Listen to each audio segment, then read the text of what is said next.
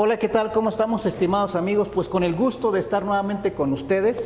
Pues agradecerle aquí a mi amigo David Calderón. ¿Cómo estamos, David? Bienvenido otra vez, mi querido Cristóbal, aquí en su sección Entre Líneas. Y bueno, ¿cómo se llama? El programa Vida Zitácuaro, que se transmite a través de las redes sociales, principalmente en Facebook Live. Por favor, regálenos un like a este gran programa Vida Zitácuaro y concretamente a la sección Entre Líneas.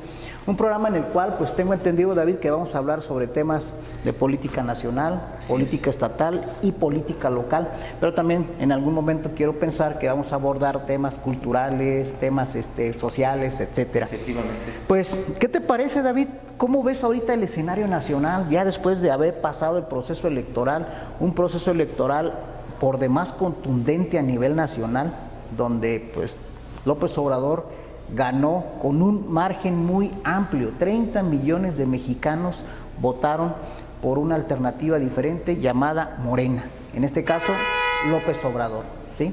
Fíjate que es muy la travesía política aquí en México estuvo en su pleno auge, estuvo candente, hubo de todo. Me gustó la trayectoria que se llevó y las votaciones con mucha tranquilidad. Yo pensé otra cosa. Otro escenario más violento. Otro escenario totalmente, la verdad que yo felicito a todos los ciudadanos, que hicieron posible primero de julio las votaciones. Haya quien haya ganado, realmente fue unas elecciones hiper limpias. Como dijo Felipe Calderón hace muchos años, haya sido como haya sido. Fíjate que los escenarios y personajes políticos también se quedaron con el ojo cuadrado, ¿eh? Bastante. O sea, mira, lo interesante que aquí hay que resaltar son dos cosas. Primero, que de un padrón de aproximadamente 50 millones de mexicanos, votó el 60% o un poquito más. Sí, porque solamente López Obrador se llevó 30 millones. Entonces se calcula que votaron cerca del 70% del padrón electoral, algo sumamente histórico. Una participación ciudadana muy notable, muy vista en todo el mundo. ¿Esto qué quiere decir? O son dos cosas. Una, o ya hay la cultura electoral por parte de la población mexicana, o había el hartazgo social, que era el segundo, ¿no? Que la gente ya estaba harta y quería votar por una opción diferente. El segundo eje de esto es, dices, bueno, como país, en menos de, ¿qué te gusta? Del 2000 para acá, en menos de 20 años, hemos tenido alternancia política, ¿sí? Primero en el 2000 se votó por una opción diferente que fue el PAN durante 12 años, luego regresa el PRI y ahora entra Morena.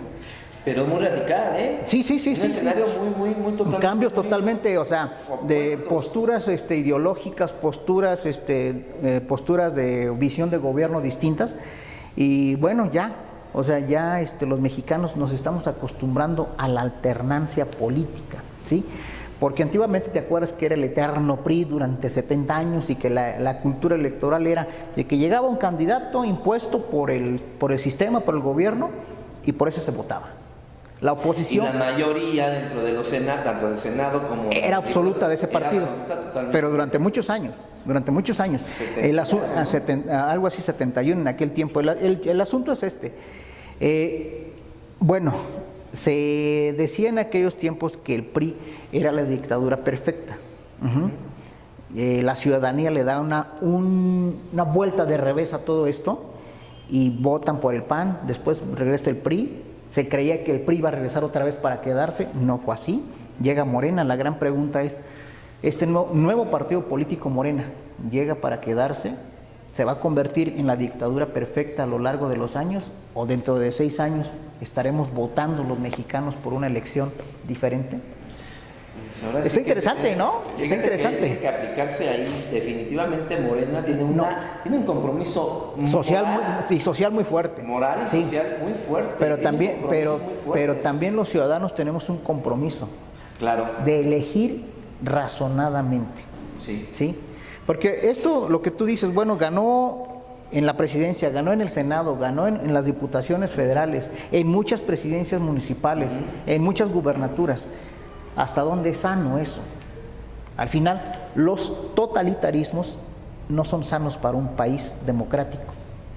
Sí, tiene que haber un equilibrio. Tiene que haber un equilibrio de poderes. Como dicen los yin y yang, ¿no? Ajá, tiene que haber esa correlación de fuerzas políticas diferentes.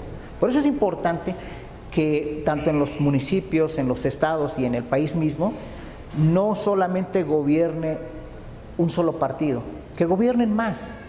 ¿Para qué? Porque no siempre la mayoría tiene la razón. Sí, que hay una pluralidad. Sí, fíjate, hay una... He estado leyendo en estos días de descanso, por así decirlo, receso electoral. Ajá. He estado leyendo y hay un autor muy interesante, John Rawls. John Rawls te dice, ¿qué es lo razonable y qué es lo racional? No siempre lo racional es razonable y no siempre lo razonable es racional.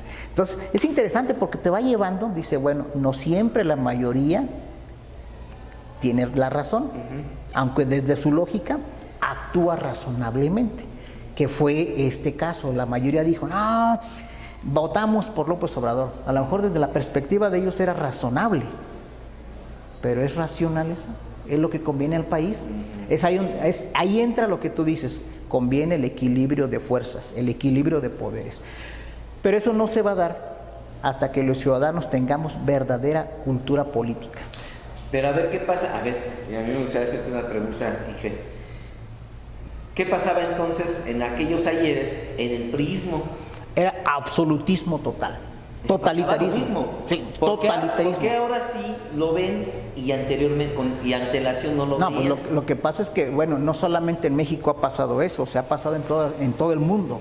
Hay que recordar, estimados seguidores, que, bueno, por ejemplo, España tuvo su capítulo con Fernando Franco, el franquismo, o sea, fue un absolutismo total.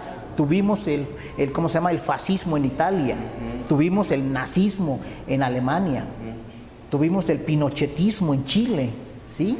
Entonces, o sea, gracias a esas experiencias, no está bien que lo digamos así, pero gracias a eso la sociedad ha madurado y ahora la sociedad a nivel planetario ha dicho, es necesario el equilibrio de poder. Entonces, lo que me quieres decir, lo que les quieres decir a nuestros amigos en las redes sociales, que México le ha demostrado al mundo. Exacto.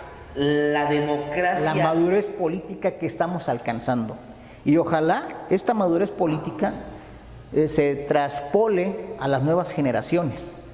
Eso me gustaría me gustaría que dieras un consejo a todos los jóvenes que nos están viendo, que ahora nos toca a nosotros, tanto jóvenes adultos, jóvenes ya tercera edad, etcétera, nos corresponde así es, poner ese granito de arena para que este país siga caminando como debe de ser. Dicho en otras palabras, fíjate, dicho en otras palabras, tuvo que morir gente en este país para que llegáramos a donde estamos. Hubo un porfiriato donde 32 años una sola persona ejercía el poder.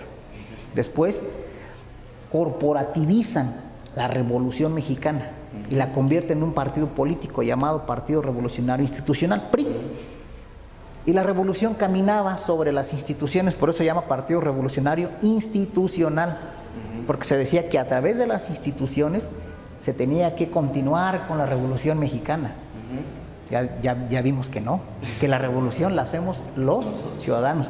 Pero ahora la revolución no la tenemos que hacer con las armas, la tenemos que hacer con el voto. Es nuestra única arma civilizada. Porque antiguamente, acuérdate, en el porfiriato, para que alguien llegara a ser presidente, daba un golpe de Estado. Tomaba las armas y derrocaba al presidente en turno, y así, y así, y así, y así. Francisco I. Madero fue muerto por ¿cómo se llama? Victoriano Huerta. Y Victoriano Huerta se constituyó en el presidente del país, avalado por Estados Unidos. O sea, corría sangre. Ahora ya no es necesario que corra sangre, ya murió mucha gente para llegar a donde estamos. Es importante que no repitamos la historia, porque imagínate, tanto que nos ha costado construir este país, lo que te heredaron tus abuelos, lo que nos heredaron nuestros padres, Algo le tenemos que heredar a las generaciones futuras, a las generaciones que usan redes sociales. Es interesante cómo los jóvenes a través de las redes sociales generan revolución. Los famosos, como los chairos, los famosos chairos, era de alguna manera era formar conciencia política. Ajá. Entonces, creo que los jóvenes, el consejo que tú pides que demos es ese, ¿no? Creo que los jóvenes tienen una gran tarea social y política, porque son los jóvenes quienes van a heredar este país. ¿Y qué queremos de este país? Pues hacerlo cada día, por lo menos habitable, por lo menos vivir mejor, ¿sí? Que nuestros hijos, que nuestros nietos vivan mejor que uno. ¿Por qué? Porque nuestros abuelos, ¿cómo vivieron? En la revolución, en la sangre, en las armas. Creo que tenemos que dejarle a nuestros hijos un lugar más habitable. Yo creo que donde hay educación hay progreso. Hay progreso, Mi efectivamente. querido ingeniero Cristóbal Urbina Pasteles, te agradezco muchísimo. No, al contrario. Esperemos tenerte pues semanal, quincenal. Aquí vamos a estar, todo ya, aquí, compromiso hecho. Ya después de un descanso, aquí vamos a estar por lo menos 1 o 2 veces a la semana, si tú lo permites. Claro. Y bueno, este estudio que ustedes ven, ya David ya cuenta con su propio programa Vida Zitácuaro, que lo puede ver a través de las redes sociales. Un programa muy interesante de turismo, de cultura, de política, y vamos a meter más temas, ¿no? Así Música, arte, etcétera, etcétera. Vamos a estar. Enhorabuena, David, pues Te lo agradezco muchísimo. agradecerle a tu público y principalmente a ti. Gracias, Te lo amigo. agradezco. Gracias.